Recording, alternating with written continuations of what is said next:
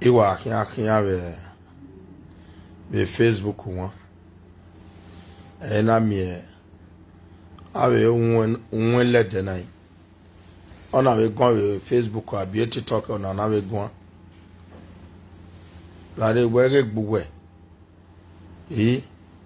Ekena gbon gwa we na we go we no ro. We a bedroom. Wa wuye bedroom we wuyu wa we. Egbo yo wa. O pona yo jigbe. O mama gbon wa. Ologo wa lawe gbe wa sun wu. Wa we gino ye na elede na. Nu ye na won akalawa. Wa we ladian. We ma bedu we ladian we mu we ladian. We do agioma. Lare o. Ebedi wewe awuhame dokun edagbon abi o wa dokun opona yo yegbe emna ye gbonwa o ataba aso wa o ade yeke o ya bo wa o ya ye godi ya bo wa egbuwe ye sono wo o asunwu odazo no odazo wa logo ma lawe gbe owe abedogun a gbe ebedi o ma ya mo yuere na ya we bed onu mu ra na ya we bed ono ti mo gbe godi na yuru egbe godi na ni ju ma ti doke ladin ona egbe we ya na ko ya kugbe ni ama ti de ya ke ladin we re we bonia e madam de ni madam do ju we bo agba asawo we vembo yo we de madam were we vembo yo do we make agbasawo unu ka no de gbugbo hini o ayu je me bedi o logo ma lawe gbe mi no lawe gbe na o akudide yo kere e mo ni we jaka do we biete ya han wa go we na ka agbasawo ne o mo ni we ja e bie e mo ni ya fete ya agwe awegbe wa sunwu where a bed where ya water a good na the water of the goat ma nuti ni go na ya the bed egbe ana kasa ekwa na kasa eriemi e o ha me doyi obiene owe kokomone emi ya na igwa lo wagbona gbe ma mi Davido gbe mi Davido e da mo de ne chi utoma o ye we de wana agio o ma bi o meva gbe ma mi o gbe diamond no bi o ye gbe yen ikori ke ya awu bana egbe aka dege wa gbona gbe gwa mo gbe we ye tu se ose wana mi odonia we agi no we mwegbe oye tuze egbe nu we ye nania bona e 20 eki adon egbuwa eki ayege don no wa ge fesu we na fesu we na ameba no shape nwe den mu ki nwe digbase egbe ni no wo ki me ya fe nwe digbaso wa salo awena bena salo wa hi amogun gbe to bugbe oge godi no mu yuru we ya take the what then when we bed we la dan we go any ga de bed 2000 or boy 2005 highest no kwere Germany 2005 enugo we ya there or that's we 7000 where what of the gold no mu yuru nlogo ma lawe gbe we no lawe gbe na ave jealousy we na ka amuna ugboka police de awa de yo ha police no wa fi ugboka ambulance awa da wa de yo ha ugboka ya e bed wa e spring o hiro we ya gbigbe agalele ya ba we do atalo o ma nu we agugun boy cat ye bowe make a big be agani ala webo gbegbo mana egbe ono chiwe mugbe oke go wagwa but owo ki me ma gbegbe agia no ya la webo no jebe ya ro na no be ya dele godi no lo ma gbe agia ma na te odigbe agia eti wo ma ka friend okpe ake hon cause me eventa meta o ka friend okpe ane me kebe hon but me ya hon o ma yo gwa chawo obi je webo ma na che gwa chawo odo we mo la webo wewo we di wedo to we no to pe no mu we la webo ma o ma be nwi na ma be ya ti e sa lele bo ogun ma gbebo ni no woke social media president ya tawe sa ne bokpa ene boni ape abi ne boni a demofis is the tail, is the head, is the figure. We are do agwan we jage bedi we ma ya mo bedi ni we yijo e wai no je ra wai egboma upona yo yegbe agi o mamu enu hon wa dele godu we you wa we ba bedi guy good no pa guy good ogu we wa mete ni gbe dele ni ya you wa asu we ami we ba we tu we even we tu we na o wa value you ya ila wa we good we bedi we no pa but I mean we ba we tu we even we tu we na and bro my sister we have me joy egbo e cause de no wu ahia amula di mo ba me picture a picture a sister ati system no fia na may I so rest in perfect peace mami a picture mi amu wo wa la dia o wa no boy we mi amu la dia one day the sharon o wa na boy when wa so uga se wa mu we sharon la dia we go wa ni sharon doke wo a picture ke kan wa ya amu la dia we no musi a picture we no ya gallant a picture when we are wow a dagbo we ya fe ya de bed nu na we kia ma ya dage diamond but am yo yetu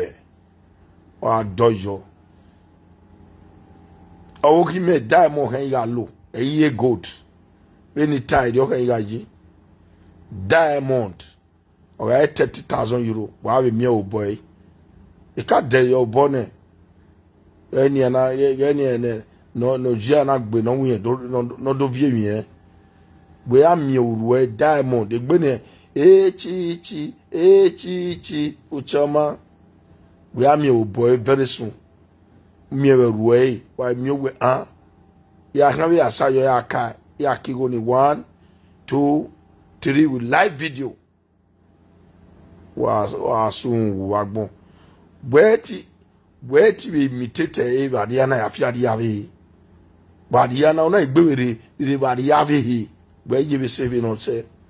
despite we are doing good where you be saving on say first and foremost amuwela webo odomuwele a where munimuna debe webo a owu munane wa no na fail owoki me my munna my chisa ebo my way hello Idahosa, Mrs. Idahosa, please, you gonna work for 8 hours or 7 hours? Nothing. Ave mu adewebo odo. No ya bie ya fe akoke odo. So, we wo gba wan we yi odo. Awonu ri awala je won na. Awa seven the social media president je. Weto bueno do go wan go ma seven no obukan e bed okan o mai do go agwa bed ni no we lo ye yo boy agwa okan ni ma mu bed 5 naira you wa but no vio ye gbe e me dege e bed ni na we e bed na lo ye yi be ni on Nigeria ni e de bed na mu ye mana e bed 20,000 euro e mu ye ma but ge ari o won yeti mo lelegbe wo waje obere but na dege be gbe where at a call mommy Lamogun, mommy Yahweh ZJ, mommy the own way Joe one, the own way Jamie. That is Boboni my anime good. No, you got jealous. Well, no one lady. Boboni my anime, all the women or women good dinner yape, Boboni and where you are jealous here. Eru miyabiku. Where me can we could there where the Mofi River. Or have a mio mobile your tobo up my camera that bog. Egbo wiku where me de where aga wiku ya no ejo we doma imana river on my camera there be me a watch when re ima oni be jo but I will be watching her or kwa gbe for power or we gbene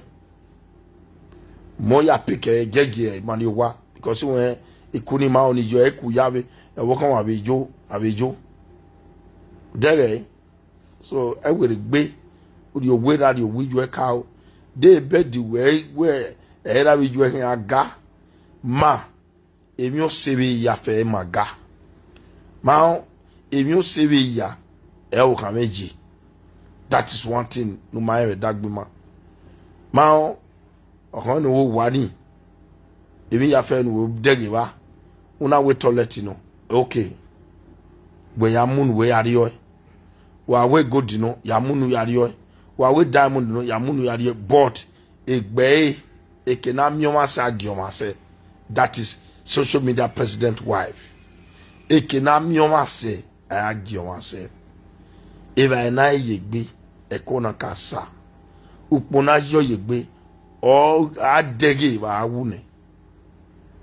dege so ana wa mo gbe la diana mi na maybe in 200 years of gbe wa gbon abie picture na dia okuna ga ari yemi bodagbon okuna gano and ami anoma okuna but I hear mo Wahala dia where wana bowo wu wana nenemi e be ni Idahosa say me ma me ya bio Wahala dia e picture aga avio la dia be ni Idahosa say be do you know you face me ma me ya bio property na do avio ye Facebook do your agbon ya de good no arewa no che na uta egwe na esa ya de good ma ya de good no one jealous someone what might de good a good ya 10,000 euro weki 5,000 keka 5,000 keka but why ti the ene kia why ti yakpon me kia no de good no ajo wa abi shawa odo atolu waru amoyuru otolo ero ikwero ivu wanya no ya stress wana agbin we school wati for ge ogevu wa no ya anie o ge isi no gben kisi no gben I love you no gben I see you no gben agbon amalaka go to school o ma ti gbo anie o we se we bone e oni yebe nie wagi wa mi a big good yuru mi a big good yuru when a good say mama yuru we are bovina go see bedi e bedo ata we bedi ma ba we bedi amo abewo aga fiekun ahejo awe gbeko a omo we ladian oto wa igadi o ewo omo monya hu oju pono nyaga ari oyi ose wedo wuyi won so pon wa opon na ya kin to na ya kato opon na ya kato o wari ejo so okime ti guare that society okime is number 1 etan e go diga we e omo gwe and we are going to buy expensive one and move your time and move me a talent of getting money ekeni mudiayi wani go na do awai di movie keni mudiayi wani salobo na blessed di movie won wi ko ya pe no imane utagbona de bakpe no imane utagbona to wa ni manoro ga mama be wa ni jealous wana wa go de gbeyan yan ba wa padiana a wonu wa vie godire nwania wa do won do we wa vie god wala de na edu e god o kan na viola de na wa e do mie we e god we viola de wo kan me aso wan we gbe bi adene o we gbe bito we no kavene o or we do bite be who don't sabi who non sabi will never sabi for the rest of our life or for his life. So one ania e we gbe you no dog no don't una ye we o gbe ni agbo e ya me picture we la dia iwe ni agwali kene na bi yuaji gbe ni agbo e kene gbe we je o tedo ya we ni agwalo ya zero bi ra ro wi yue wa go to an pa do la dia we area savior yu ke yori da ke yori ido tewen wa yin se ma on gugwane owie bobizo an nukpo give awo no ma era wo ba ti era a era we do a eru we do why will social media president all over the world ekenimega ye we do no de atemu we gboto ima oni we video many guana ni ya no ga areba ni no de iya geleta we yes iya temu ima iya ni wa ya ladian imoto social media president iya temu we gboto otomi atawe we ga nyan boyo won ru na we ima eteme many ya rochi we social media president ipadomusa ipa uya na we bege meto wo ma like me ma wa like me ne because gbina edo ya we human trafficking more stop central more stop mo yetana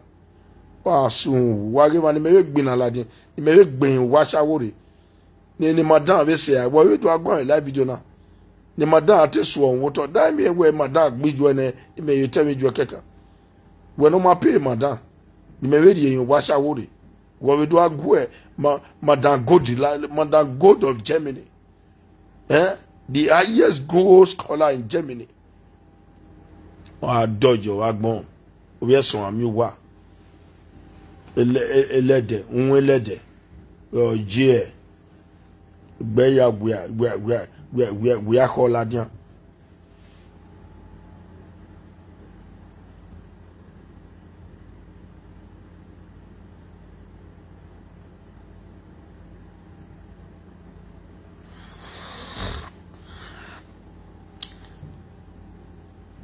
force an amigo show or what he go do for Bini. You can't use a meter. You compare a demofi. My beg and a meter yarini. That was not how to come to Nigeria. Again, lesson I come to Nigeria to assist somebody who how assist. My beg already under the zuo legal. Zuo je ya total governance as no ka we rovie no ka mu rovie ne no ka ye bolle ravi je legbo ya fe ne e ba ne ya total dete governor we ni e die ponzine all ye ne but e governor ka ma ewe use o we se o se ne governor na we ne ijoa no invite ade we I will so amiwana I will so amiwana invite ade e bonoti no do you know e yo ma be re e gbon a video me I'm not like that me gbon a video o we e bono ri tie ne era bi je no tie ne gboy la invite ade no do you know e yo egbe o geliwe wona geliwe zuwa diowa bege na do you know every your ye a boy not ye we governor ni ya tama we e blackie e yekini o bone we okpiani no America not ye bonu ni awe boy not ye ye ba ene ne boni lele o si eni na he oni adiwa ana do ri e ni e boni na lele awe na etie bo eta we na etie bo no wa but we ya tie bo no wa ni umakaka we baba forgive me o la boni tie na idigwe la jabome e boni tie na egbo we yari e ba oge oni we ka se ni ne e ogi eje video ona wa ba na wa rule ba me awin ade ticket ine ona adona oni igele yan wa gbe six months yan wa gbe 6 months yan wa gbe we oni ige na we a wa be you a o me ba na e jeje yen ma gbese 2 months ona why ga block e ya gbon wa ba gba jege do kun lai na so fosa yan say question when so me meet so the a family work pa na meet we be ya chebo no baseki benu urobi agbongwe urobi yin urobi je abaseki yemeji but e boy na e no me son urobi je baseki obaseki yemeji no baseki je no yemeji no bioy but urobi je o se ni na zenwa ni na bo we ne mite ade wa no do inu eri emi no e boy ya no tie ke no tie no gije o ke no tie ni ra no re mi o ke ya o ona do re yai so any on your meter so when or oma gaso ovije or gaso tin or gaso anybody una aso baseki this time adiedo nu wedo gwe campaign nu wedo gwe tebi no baseki ewu en we are we bonu azuo no gabu wetu gwan live video wetu ya supporter obaseki ojebo no baseki nu da awe tale we itale koko tale lede tale no ne de mana gba nu wa so talo waya nu wa so talo ni owe olukuma mi olukuma weta mi lukume ma ya me net ma me ya me net ma be we make ya no den we wa ti many e pass social media president boni e we ya deg anyway e para around or do what you in election. This is number 1. That is number 1. Respect in the whole world. Bege so any yahin. So okona. Assess bueno assess Mama Gold of Deutschland. Assess boy. Uati de gbe good ni edena but that boy if in short the all your family na ko yakugbe then we or e die mo hen ya la dena ma be ni egbe ni formal lo ni chi ufoma okay ide e wa du na ran no awe no soma ni ma no soma or soma ni a picture oma we picture amuladian mo property ladian me mi dede no wo de wan no wo eyan boy no wo na mo property o e na amuladian picture re oga re compound na mo picture e picture ni ave muladian udege oga re picture na mo picture aya celebrate so all here is Mama Gold of Deutschland, even Mama Gold of Europe, Mama Gold of abroad. So, bove no fe my dear. Wa gbe no kerenia, egbo wa marai. Wa we gbe no na won donia. Egbe deputy, egbe House of Representative, egbo wa marai. So jealousy ni we wa jealousy ni. Gbe ya gwa lodo. Do nu ka on mege ma. Gbe gbo ni wa nu ya gwa lodo we. Ma odo no jebe na nie or no ma we ya. If you don't be Panadol, you don't feel be like Panadol. Honor. So anyhow, why fair? Why you know why you got Buwa? Because Eddie Murphy is the master of saga. Eddie Murphy on your saga. Where you were, man, where you were. I be jealous people now. But man, I don't know why. Why go the me down? Why me yeke? I jealous no fe. Alle rune no fe no. Alle rune no fe na viva no fe. Ma, so etani. So I can't say pe ave miobi. We do go egwan. Be no say. But we are wo no me ware e we den ko na wagwana. Ma, police yak bo we buy one. So just e ya de buy one. We are de no do ha mu we. No do kiari no gwa so gwa van do gbo e. Ma, Abuja na ya Abuja kirikiri wana ya megbo e kirikiri wana ya megbo aya we sosun e president ma ya we sosun asun wo agbon logo ma lawe gbe oye amieso ami wa degi no fe wa ya akpo bole no fe wa make na we fe akara ya wa ya gbe e party wa jo ya gbigbe aja jage ya ikana wa hi manye ya